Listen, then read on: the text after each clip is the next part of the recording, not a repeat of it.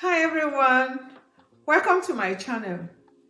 In this video, I want to talk about planning to study abroad. One of the things I realized since I started sharing information about studying abroad is that many people want to go abroad, but they rarely plan for it. It becomes a stress. They want to do this, but they don't have a plan.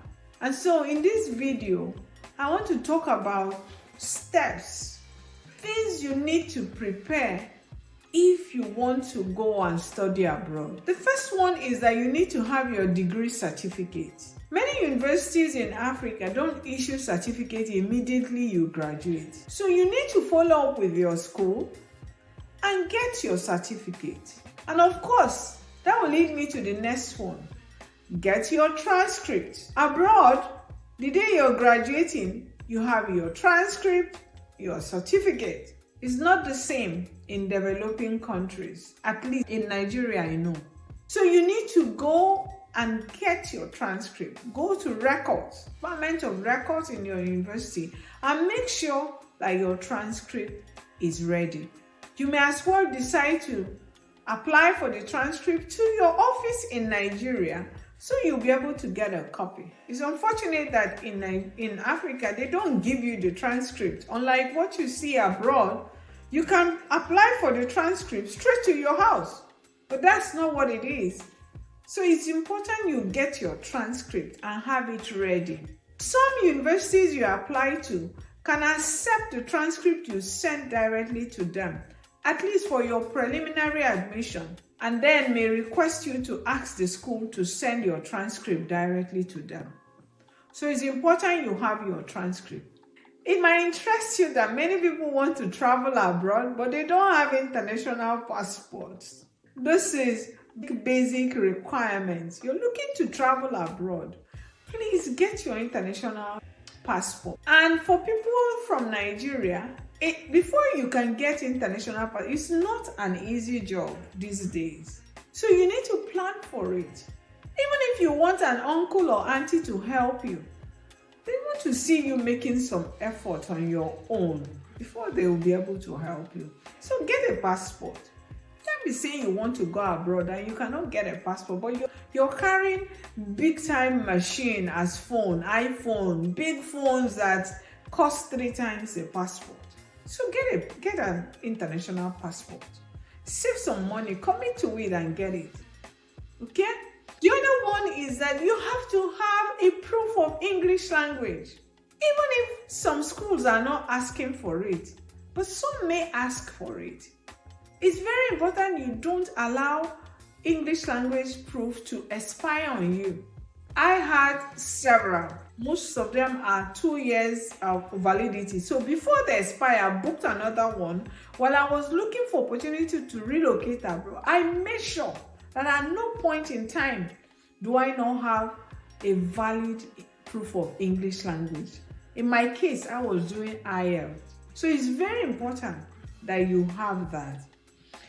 Again, you need to have academic CV. Hey, CV.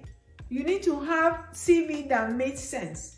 CV that can show your capabilities, your educational background, your experiences. And you can also sign up to volunteer in your sector, whatever area of interest.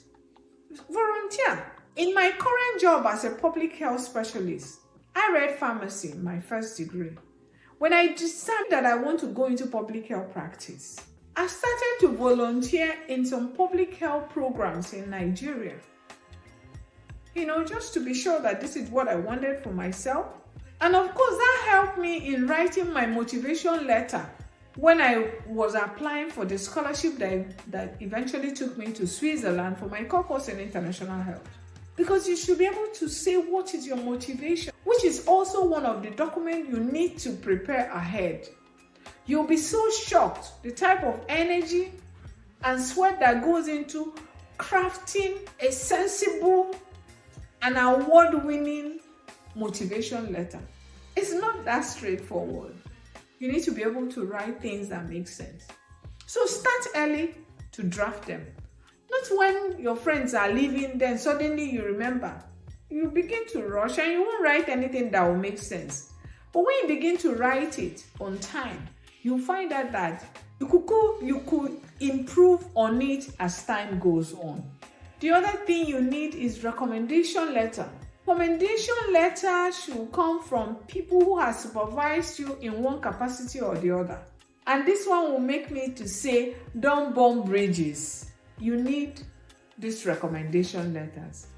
Some of our students, as soon as they graduate from school, they will more like call their lecturers. They will no longer regard them. They may even see them on the road and not greet them. One day, you will need their recommendation letter. So, keep those relationships healthy and going. Yes, it's very important. Not just your lecturers, but if you've worked, it's very important you don't burn bridges. Remember, recommendation letters, reference letters can never come from a family member or friend. They are usually asking for professional recommendation letters. So, in any setting you have found yourself, make sure you keep a healthy relationship such that whenever you need them to write letters for you, you can call on them. Till today, I still go back to some of my supervisors in the past, and I with just a WhatsApp text message, they're able to do my recommendation letters. Many organizations abroad will not give you any offer unless they hear from people you have worked with, your supervisors, because they want to work with the best.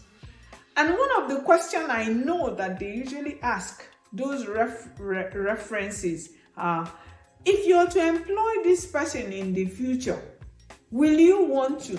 That makes a lot of sense. And if they don't write anything good there, forget it, the job is gone. So, these are things you need to put in place. Start planning early. Finally, you may need to write a research proposal, especially for those who are going for PhD. You may also need to write it for some location, like in some US universities in the US, even for masters. They want you to write your proposal. What is your research area? Why do you want to do it? How do you want to do your research? And so on. So start drafting it. And of course, you may want to start identifying the professor or the supervisor, especially for location, for PhD especially. Now, someone will ask me, how do I know get a supervisor?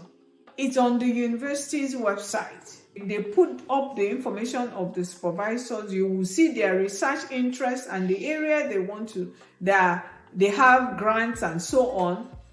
Usually it's from those grants that they're able to take on PhD students and fund them. Many of the universities abroad fund their PhD students. That means they pay you stipend. They pay you're like a research assistant working with them. So start early.